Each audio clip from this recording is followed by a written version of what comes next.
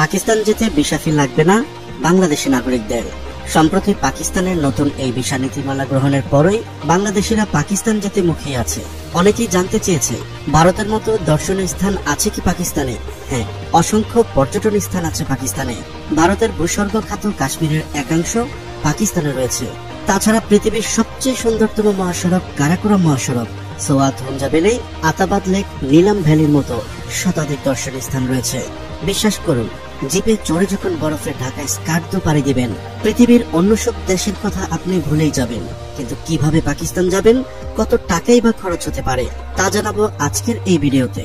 চলুন শুরু করা যাক। প্রথম ধাপে অনলাইনে পাকিস্তানের ভিসা আবেদন করতে হবে, বা কাছের কোনো কম্পিউটার দোকান থেকে আবেদন করা যাবে। আবেদন সম্পূর্ণ করার পর আপনি ই ভিসা পেয়ে যাবেন। ভিসা পাওয়ার পরে টিকিট কনফার্ম করতে হবে। পাকিস্তানের উত্তরাঞ্চল ঘুরতে চাইলে লাহোরকে বেছে নিন, কারণ ইসলামাবাদ বা করাচির তুলনায় লাহোরের টিকিটের দাম তুলনামূলক কম। লাহোর এয়ারপোর্টে পৌঁছে সিটি বাস স্টেশনে যেতে হবে। এখান থেকে কোনো একটি বাসে উঠে 4-5 ঘন্টার জার্নি শেষে পৌঁছে যাবেন ইসলামাবাদে। বাস ভাড়া প্রায় পাকিস্তানি মুদ্রায় 1000। আর ইসলামাবাদ থেকে শুরু হবে আপনার মূল ভ্রমণ পর্ব। খাইবার পাখতুনখোয়া, গিলগিট বালুচিস্তান এবং আজাদ কাশ্মীরের যে কোনো অঞ্চল থেকে ঘুরতে পারবেন। ইসলামাবাদ বিশ্বের দ্বিতীয় সুন্দরতম রাজধানী, তাই চাইলেই কয়েকদিন এখানে অবস্থান করে ঘুরে দেখতে পারেন অত্যন্ত সুন্দর এবং আধুনিক এই শহরটিকে। নর্থ পাকিস্তানের পর্যটন স্থানের অভাব নেই। কয়েকটি আকর্ষণীয় স্থানের মধ্যে রয়েছে Swat, Kumrat valley, Kalam valley, Mahodand lake, Hunza valley, Attabad lake, Baltit fort, Skardu, Sarfaranga cold desert, Kachura lake, Azad Kashmir ও মুজফফরাবাদ সিটি সহ নীলাম ভ্যালি। পাকিস্তানে কোন সময় ভ্রমণে যাবেন? পাকিস্তান ভ্রমণের অফ সিজন হলো মে থেকে নভেম্বর মাস পর্যন্ত।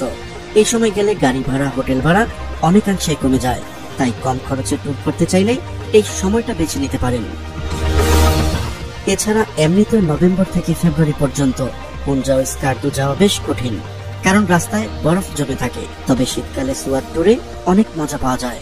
এই সময় সোয়াতে আইস স্কেটিং সহ বিভিন্ন ধরনের ইন্টার গেম চলে। তারপর চলে যেতে পারেন পৃথিবীর সবচেয়ে সুন্দরতম সড়ক কারাকোরাম মহাসড়কের দিকে। বিশ্বাস করুন, খোলা জিপে চড়ে যখন কারাকোরাম পাড়ি দিবেন, সেই অনুভূতি ভাষায় প্রকাশ করার মতো না। আজাদ কাশ্মীরেও যেতে পারেন পীর চিনসি রোড দিয়ে। এটাও কারাকোরাম হাইওয়ের চেয়ে কোনো অংশেই কম নয়। এখানেও মেঘের উপর দিয়ে গাড়ি চালাতে হয়। খরচ কত হতে পারে? প্রথমেই বলে রাখি, পাকিস্তানে থাকা, খাওয়া এবং অভ্যন্তরীণ যাতায়াত খরচ বাংলাদেশের মতোই বা এর চেয়ে কম হতে পারে। তাই আপনি সেখানে যত দিনই থাকুন, তাতে খরচ তেমন একটা বাড়বে না। মূল খরচটাই হলো বিমান ভাড়া। তবে স্বাধীনভাবে নিজের ইচ্ছে মতো ট্যুর করতে চাইলে ট্রাভেল এজেন্সির সহায়তা নিতে পারেন।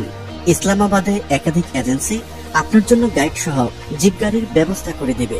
এতে খরচ কিছুটা বেশি হলেও সুবিধা অনেক বেশি।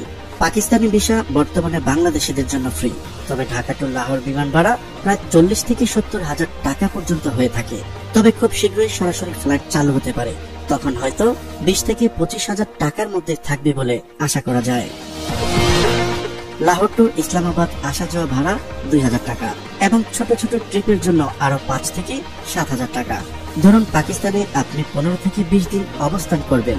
হোটেল বিল, খাবার, যাতায়াত, ঘোরাঘুরিতে খরচ করলেন আরো 15 থেকে 20 হাজার টাকা। তাহলে সব মিলে মোট খরচ হতে পারে 60 থেকে 70 হাজার টাকার মতো। প্রিয় দর্শক, আজ এই পর্যন্তই। শুরু থেকে শেষ পর্যন্ত চেষ্টা করেছি পাকিস্তান ভ্রমণের সঠিক তথ্য উপস্থাপন করতে। কোথাও কোনো তথ্যগত ভুল কিংবা আপনার পরামর্শ থেকে থাকলে তা কমেন্ট করে জানাতে পারেন। দেখা হচ্ছে পরবর্তী ভিডিওতে। ততক্ষণ পর্যন্ত মহান আল্লাহ তাআলা সবাইকে ভালো রাখুক, সুস্থ রাখুক। আল্লাহ হাফেজ।